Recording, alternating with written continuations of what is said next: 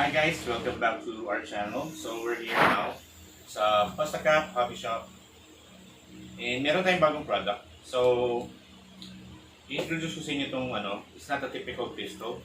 Meron tayo ngayon revolver type CO2 airsoft gun. So tingnan natin yung box niya.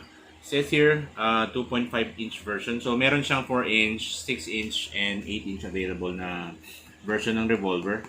So ito, para sa mga collectors, mga daddy natin dyan na gusto mag-collect ng mga old school na revolver.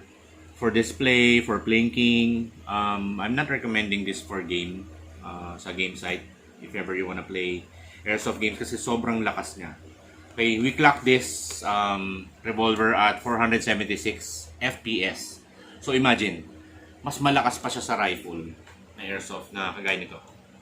So ito, ENC 819. So kinlock namin to sa chrono at about mga 450 FPS. So basic game site na power sa FPS niya. So ito 476. Imagine. The reason why 476 siya, so open natin yung box.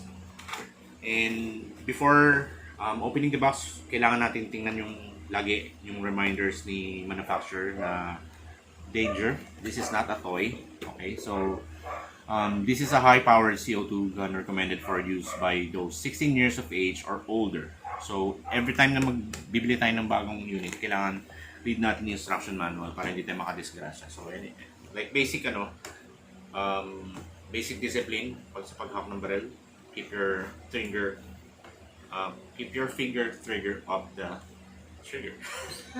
Tapos kailangan yung babaril natin, make sure na wala tayong matatamaan sa background, gano'n. So ang laman ng box, syempre, di manual. Okay? So sulit tayo dito because this gun is made in Taiwan. Okay? So nandito yung basic instructions how to operate this gun. So hindi tayo maggagawa ng test fire ngayon kasi sobrang lakas ito. Hindi ito pwede pang indoor. Meron siyang kasamang isang CO2 cartridge for free, isang speed reloader, Picatinny rail. So explain ko sa inyo para saan to. Then meron siyang kasamang, would you believe, real bullets for airsoft. Parang lang siya, Dirty Harry. So itong mga bullets na to, dito mo ilalagay yung pellets mo. So makita mo sa ibabaw, para siyang hollow point, but it's not. So kukuha tayo ng pellet as an example. Okay, kita niyo sa... So yan, lalagay natin siya dito sa dulo. Then, that's one. One lang per... one pellet per bullet. So yan, sample. So, the way this works, dito natin niloload yung CO2. Itong CO2 na to, dito na ipapasok. So, to do that, hilahin mo ito dahan-dahan. Okay? So, you will expose the chamber. So, ang pagpasok na is, papasok mo siya dito. Tapos, luluwagan mo siya sa ilalim para magkasya to. Then, once you do that, pag nakakabit na siya sa loob, you'll make sure na bibilisan mo siya para ma-pierce yung cylinder. Magkaroon na siya ng connection dito sa inlet valve niya. Yung pinaka mag-release ng gas. So, after may lagyan na natin, kunwari, sasara mo na siya. Okay? Then, dito mo siya i-press like a normal gun to load. So, tulak mo siyang ganon. Okay? So, load mo siya isa-isa. Like a real revolver. Diba? So, gusto ng mga daddy to. Dirty Harry. So, itong model na to is ginaya sa Smith & Wesson na 357. Okay? So, all the functions of a normal revolver is here. Samura siya. Diba? Na-turn mo yung cylinder. Then, naikakak din. Nadidikak siya. If ever ayaw mo naman siya munang iputok. Tapos, makikita mo dito. Yung markings niya. Made in Taiwan.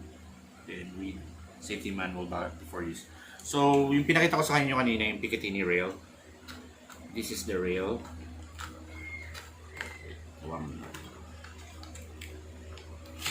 Yan. So, itong rail na to, bakit may ganito? Usually, nakikita mo to sa mga M4s or sa mga pistol na gustong maglagay ng sight. Like ito. Ayan. Tinirail para maglagay ng sight. Like this. Ngayon, meron tong revolver na to para kung gusto mo magkabit ng red dot. Or for example, gusto mo siya lagyan ng telescope para medyo modern. So, ang gagawin mo, tatanggalin mo to, itong part na to, itong iron sights na adjustable, by the way, for windage and elevation. Pag tinanggal mo to, magkakaroon ka ng slot to slide this in.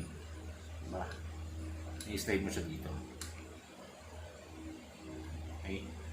Pagka na-slide mo siya dyan, meron siyang kasamang Allen wrench to fix it. Tapos yun, pwede mo siyang lagyan ng sights. By the way, meron siyang kasamang speed loader. Unfortunately, ang laman lang ni box is 6 bullets. Mas maganda sana kung 12 para merong use tong speed reloader. Pero ako gusto ko old school lang mag-reload. So, tuturo ko lang sa inyo paano gamitin. So, lagyan mo yung ano mo, your bullets inside. Tapos, press down, lock. So, nakalock na yan. So, yan siya mahulog. Ngayon, I'm not sure kailan kami magkakaroon ng ano nito, extra cartridge, yung bullets. But it's available sometime in March siguro. Okay. So, like a real gun, kailangan mag-reload, pasok mo siyang ganon. Then press. Press lang. Hulog na siya. Then, okay na. So, for fast reload, then, is either putok mo siya ng double action or isi-single action mo siya, ikakakot siya naman. Okay? Guaranteed, 476 FPS. So, ang ganda rin yung i-display. So, sa mga daddy dyan, na mahilig sa revolver, here you go. By the way, pwede nga pala siyang i-loadan ng steel BBs, 6mm ang size. Hindi ko naman nire-recommend, pero if ever you want more firepower for your pellets, kaya niya. Because maganda yung pagkakagawa niya, as in, kaya niyang tanggapin yung pressure ng steel BBs. Okay? Adjustable sights, and mabigat siya. See? Talagang bakal na bakal. Okay? Always remember, keep your finger off the trigger unless kailangan mag-fire. Okay? Thank you.